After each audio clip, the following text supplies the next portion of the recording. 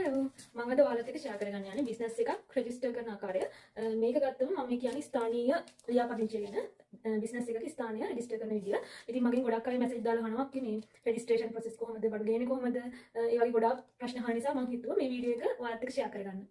හරි මේ තියෙන්නේ මම මගේ කොෆි එකට ගත්ත රෙජිස්ට්‍රේෂන් එක. දැන් මම මගේ කොෆි එකට ගත්ත බිස්නස් රෙජිස්ට්‍රේෂන් එක. මේක ස්ථානීය ලියාපදිංචියක් විතරයි. මම ඔයාලට මේ ડોකියුමන්ට් එක උඩින් ඇටච් කරන්නම්. අයිඩියා එකක් ගන්න කෙනෙක්ට ගන්න පුළුවන්.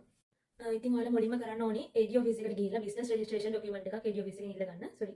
ෆෝම් එකක් AD ඔෆිස් එකකින් ඉල්ල ගන්න. දැන් මම ඒකත් ඔයාලට උඩින් ඇටච් කරන්නම් ඒක ස්ට්‍රක්චර් එක කොහොමද කියලා. ඊට උඩින් ඇටච් කරන්නම් ෆෝම් එක. ෆෝම් එක ගත්තට පස්සේ මේ උඩම තියෙන ව්‍යාපාර නාමය ඒක ඔයාලා කැපිටල් ලෙටර්ස් වලින් ෆිල් කරන්න ඕනේ.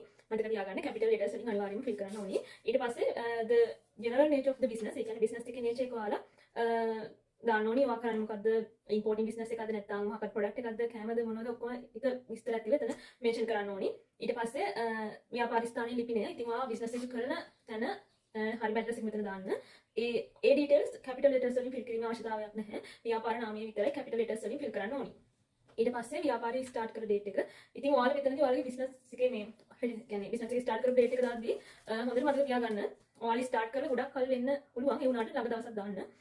මොකද අර මේ ග්‍රාම සේවක මේ ෆෝම් එක ෆිල් කරාට පස්සේ මම මේ පෙන්නන ෆෝම් එක ෆිල් කරාට පස්සේ ඔයාලට මේ ෆෝම් එක ග්‍රාම සේවක ළඟ අරන් යන්න වෙනවා. ඒක ග්‍රාම සේවක ටික සර්ටිෆයි කරගන්න.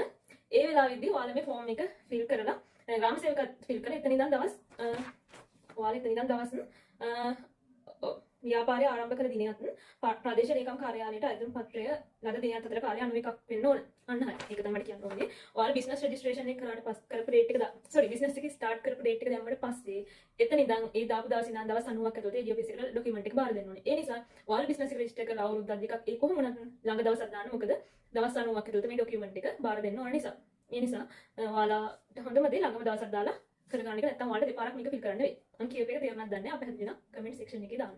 ඊට පස්සේ තියෙනවා මෙම ව්‍යාපාරය වෙනත් ව්‍යාපාර නාමයක් හෝ කියන්නේ වෙන බිස්නස් එකක් යටතේ පවත්වාගෙන යනවාද කියලා. එහෙම නැත්නම් නැහැ කියන. තියෙනවා නම් තියෙනවා කියන්නේ. ඒක ඉතින් ඔයාලා කැමති. එහෙම තියෙනවා නම් කියන්නේ දැන් ඔයා වෙන බිස්නස් එකක් රෙජිස්ටර් කරලා තියෙනවා නම් ඒ කියන්නේ මේක එකේ සබ් මොකක් හරි මේ බ්‍රාන්ච් එකක් හරි වගේ නම් ඒක yes කියලා දාන්න. ඊට පස්සේ අයිතිකරුගේ සම්පූර්ණ නම ඒකත් ඔයාලගේ සම්පූර්ණ නම දාන්න. අයිතිකරු වෙනත් නම් කින් හැඳින් වෙනවා නම් ඒ කියන්නේ මේ ගෙදරට කියලා නික්නේම් ඒව නෙමෙයි.